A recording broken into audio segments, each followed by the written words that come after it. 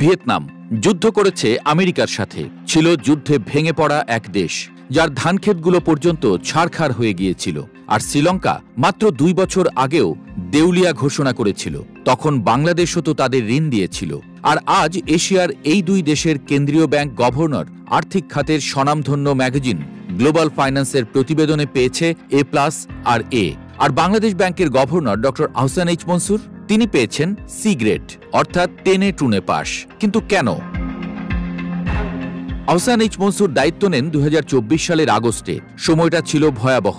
রাজনৈতিক অস্থিরতা, ডলার সংকট, ব্যাংক খাতে দুর্নীতি আর মূল্যস্ফীতি ছিল 11%। সেই রকম সময়ে তিনি দিয়েছিলেন এক কাণ্ডজ্ঞানহীন বক্তব্য। জানিয়েছিলেন দেশের কিছু ব্যাংক দেউলিয়ার পথে। তার এই দায়িত্বহীন বক্তব্যের পর লাভের লাভ কি হয়েছিল খেয়াল আছে? মানুষ পড়ে গিয়েছিল এক মহা আতঙ্কে।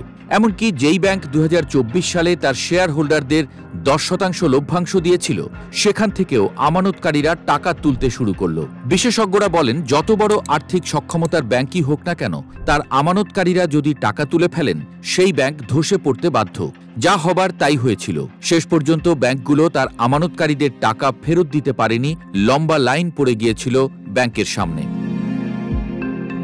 এমনকি ব্যাংক ব্যবস্থার উপর মানুষের আস্থা নষ্ট হয়ে গিয়েছিল। এটা আসলে অর্থনীতির এক বড় শিক্ষা। নীতি নয়, বিশ্বাসী অর্থনীতির অক্সিজেন। গ্লোবাল ফাইন্যান্স বলছে, ডক্টর আহসান এইচ মনসুরের নীতি দিক নির্দেশনা যুক্তিসঙ্গত হলেও বাস্তবায়নে গতি কম। এতে দক্ষতার অভাব প্রকটভাবে ধরা পড়েছে। এতে জনগণের আস্থা এখনো পুরোপুরি ফিরে আসেনি। তাহলে গতি কমার কারণটা কি? চলুন খোলাসা করে বলি।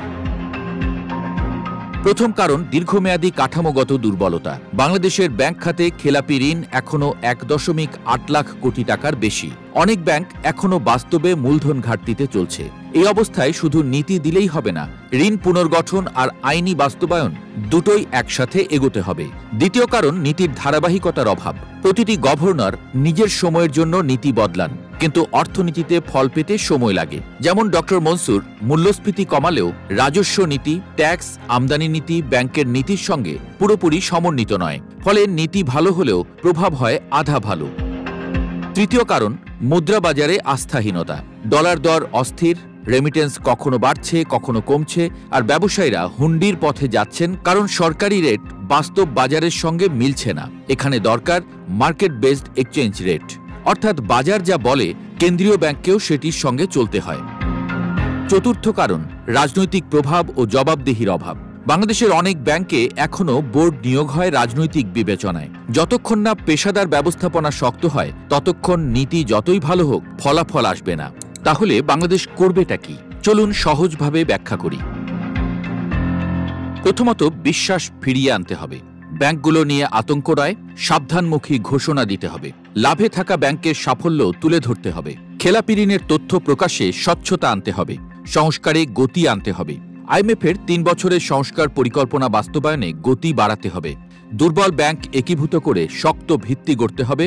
কর্পোরেট গভর্নেন্সে রাজনৈতিক প্রভাব কমিয়ে পেশাদার ব্যবস্থাপনা আনতে হবে।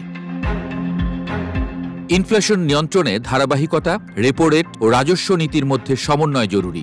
রিজার্ভ বাড়াতে রপ্তানি ও রেমিটেন্সে বৈচিত্র্য আনতে হবে। আন্তর্জাতিক আস্থা ফেরাতে IMF, ADB, ওয়ার্ল্ড ব্যাংকের সঙ্গে নীতি সমন্বয় চালিয়ে যেতে হবে। বিদেশি বিনিয়োগে সহায়ক পরিবেশ তৈরি করতে হবে। ভিয়েতনাম যুদ্ধে জিতে ঘুরে দাঁড়িয়েছে। শ্রীলঙ্কা দেউলিয়া হয়েও মাথা তুলে দাঁড়িয়েছে।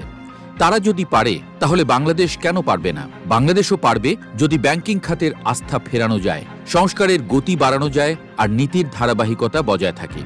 কারণ অর্থনীতিতে একটা কথা সত্য, এ শাস্ত্রে টেনে টুনে পাশ করে টিকে থাকা যায় বটে, কিন্তু উন্নতি করতে হলে বিশ্বাস জয় করতেই হবে।